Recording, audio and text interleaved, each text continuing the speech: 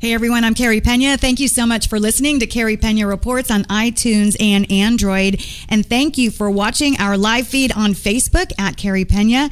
You can always see our shows on our site as well, inspiredmedia360.com. Today we're talking about how to take on the highest mountains. Quite literally, this is what we're talking about. I want to welcome Kristen Sandquist and Kevin Sharia, founders of the K2 Adventures Foundation. Did I just say your name wrong? Sharilla. I even practiced it before the show twice. Guys, thank you so much for being here. Really appreciate it. Thank you for having us. So tell us why you started the K2 Adventure Foundation. Well, we started it in 2009, and we started it after we completed a climb on Mount Kilimanjaro with 8 individuals that were blind, and I was one of the guides, and Kevin was the expedition leader. And during that time we went and visited an orphanage in Africa after climbing Kilimanjaro, and we just kind of fell in love with the whole idea of building a company that did philanthropic adventure, and it sort of stemmed from there, and here we are today. Now, your background is in the nonprofit world. Yes. And so how did you transition into doing something so wild and free like this? One day at a time. This is a pretty big transition. It's a huge transition. Yeah. And it's been incredible. I started climbing Kilimanjaro in 2009, and here I am in 2016, and I can't wait. Every summer I look forward to the teams that we lead and the people that we guide with and meeting new people, and it's just an incredible opportunity for me to be out doing things that I never ever thought I'd be doing. Kevin, tell me in your mind what your mission statement is.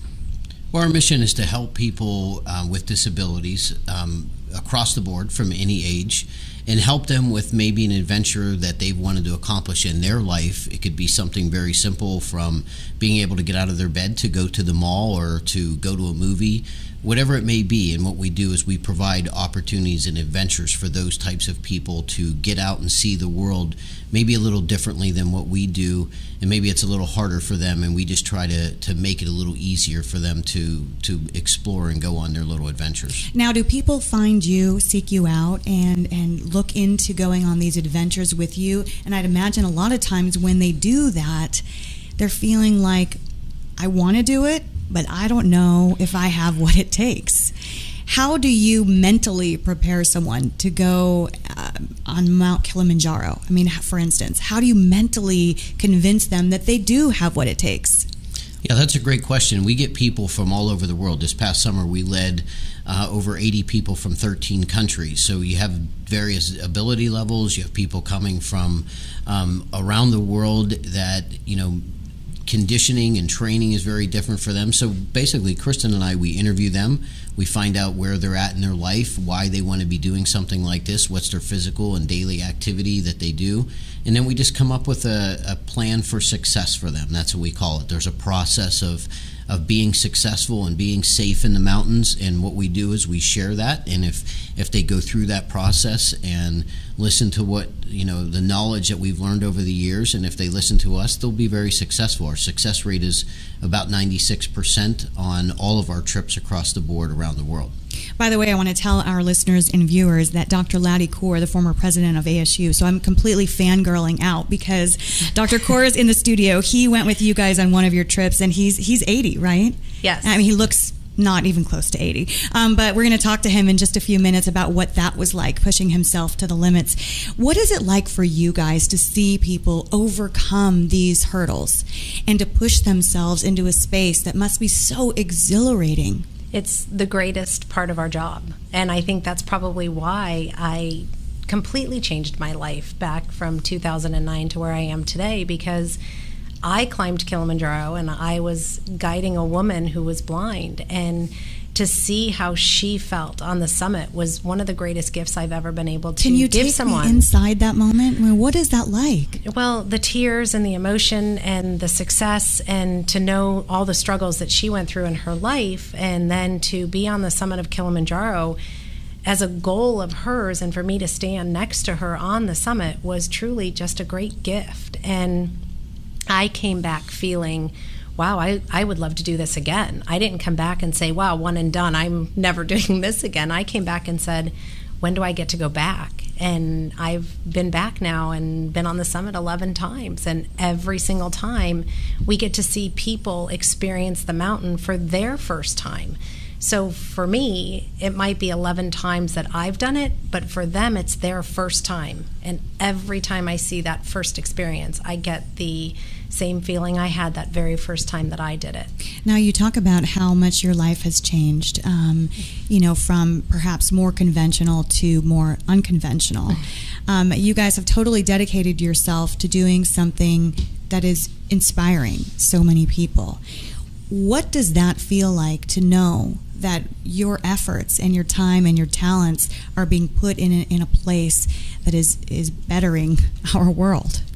It feels really good. And when you see somebody overcome the challenges that are involved with climbing a big mountain, and what we try to tell them is that whatever obstacle comes your way once you go back home, whether it's with your family, with your job, with your spouse, or whatever it may be, that you hope that those obstacles are a little easier to overcome when you're presented with them, because you put forth so much more effort on the mountain than you do in your daily life.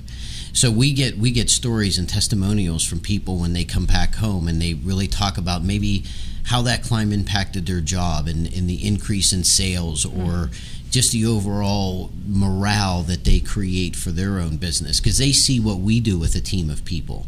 We have to create this atmosphere of success for people that may not even know one another. They're coming from all different places, and they know us maybe by emails and phone calls, but then once we're put into that setting, we all have to endure the same kind of conditions, the rain, the cold, the food, whatever it may be, and you have to work together as a team to reach the summit. How much of it, too, do you think, Kevin, has to do with seeing that the world is a very big place? I think we are all guilty on some level, wherever you're watching or listening from today, of getting myopic and thinking that everything you're doing in the here and now is so very important. Right. Yet you guys are trekking the globe, and you're seeing a lot of poverty, and you're seeing a variety of people, ethnicities, cultures. How important is it that the people that you take on your adventures are exposed to this big world that we live in? Yeah, it's really important. One of the things we really emphasize, in us both being parents, is we say that kids laugh and cry and play the same around the world. It doesn't matter. And, we can be leaders and people can follow based on what we're doing. And that's the greatest thing. And if we represent good and we show good and hard work, then people will follow and do that. And we love the people from the countries that we go to. That's probably the reason why we love going back more than anything. They're very endearing, and they love having us there. And we can talk politics, and we can talk governments. People just think, we have this little government here in the United States and it rules the world. Well, it doesn't. People have governments of their own, and it's great to share and get into intellectual conversations with them about politics, about schools, about whatever it is in society. And it's been great. It opens up our eyes quite a bit. We travel to 5 or 6 different countries, and we learn something new every time we go there. What has been the hardest moment for you? Well, I think the hardest moment is when you see somebody, want to achieve that summit and they may fall short, and then you see their reaction, and then you turn it into a positive for them. At first they're depleted a little bit, but then once you realize it and you tell them, hey, you climbed on this mountain for 7 days or 10 days or whatever it may be, you did an amazing job, this will change your life. And that's sometimes the toughest thing to have them understand. But once they go home and they share their stories, and it's not about the summit, it's about the process and the journey. How can people translate those lessons, even if they never go on a trip like this, never go climb a mountain? How can they apply the lessons that you're talking about today to their everyday life? Yeah, I think a lot of it has to do with not giving up. I think sometimes people quit something too easy when it gets too hard. They don't find a solution. Chris and I are about finding solutions for people instead of finding excuses as to why they can't do it. And, if people really put their mind to something, they can really overcome a lot and really achieve a lot more than what they ever thought they could. And now we want to play a clip to take you inside a little bit more of what the K2 Adventures Foundation does. It's still one of the most powerful mountains in the world. I know that it's dangerous, and I know that it's overwhelming, but I also know it's magical, and it just makes you see things very differently when you're here.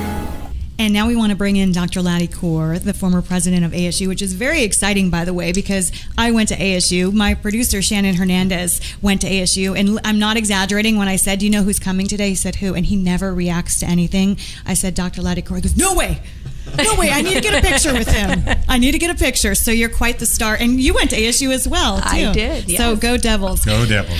Dr. Coor, thank you very much for being here in the studio today. Just tell me, how did this trip come about for you? Fortunately, I've been hiking all my life, have enjoyed it. It's something my wife and I have enjoyed over the years.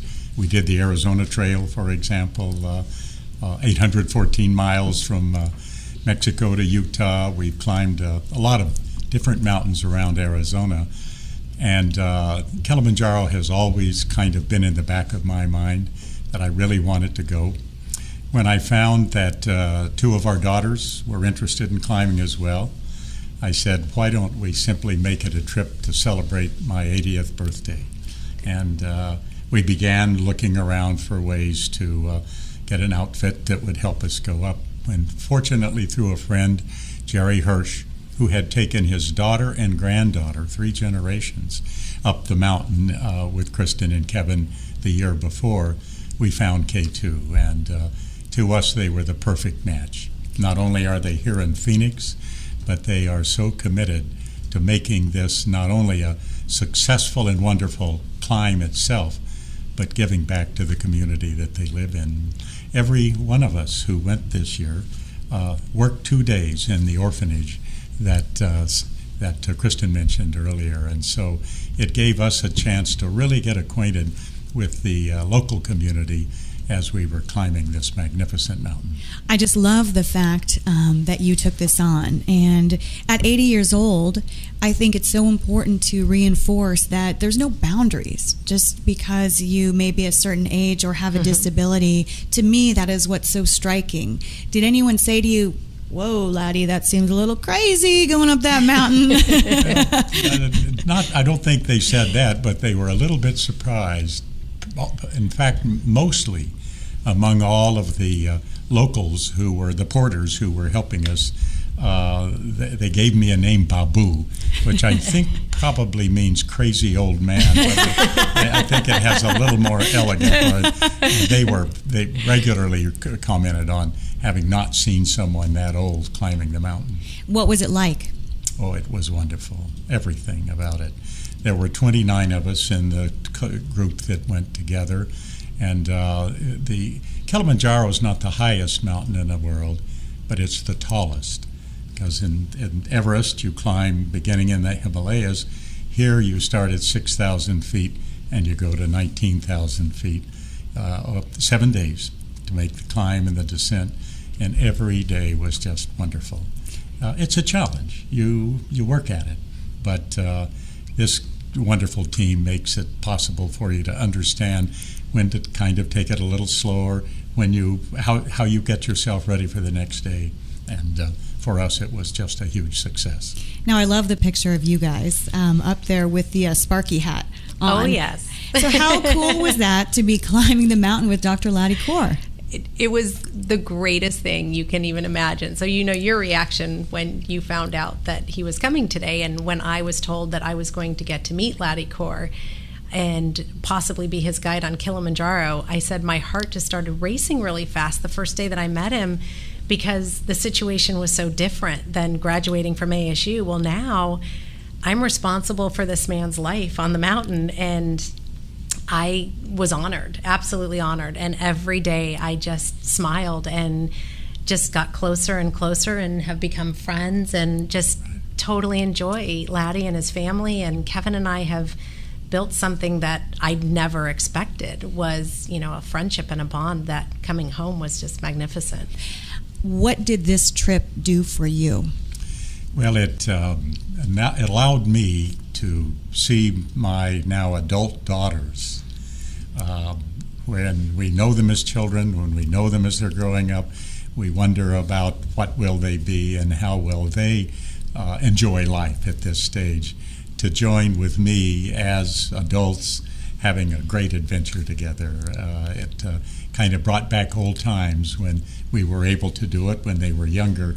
Now they were together with me on that occasion. What message do you want to send out there to people who might be listening, watching you today, just about going out there and making life happen?